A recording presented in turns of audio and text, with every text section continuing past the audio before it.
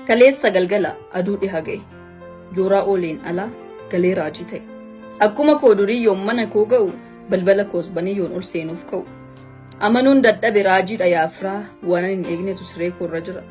Isheen siree koorraa afamtee mul'attu nan bare akka isheen qalbii kiyya hattu.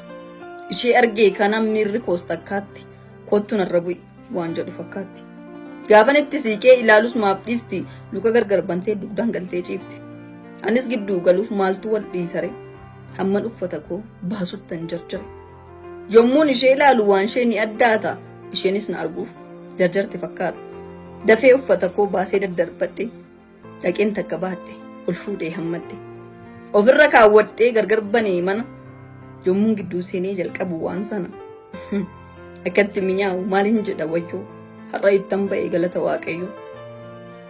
Miira namaa fuudhee nama gammachiisa akkuma aannanii laphee namaa jiisa.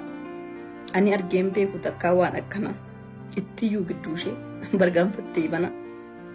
Sirrittin ilaali haalaan gadi qabee jedhee quufuyyuu hin dadhabe. Keessaa bahuun jibbe keessa buluu yaade garummoo dadhabbii firrimni nagaade. Boodarra dadhabnaan hirribni koos dhufee dubbisuu koo dhaabeen kitaabittii cufe. Boruun itti fufaa jedheen itti dhiise kitaaba ajaa'ibaa fuula 70 irra gaheen ciise.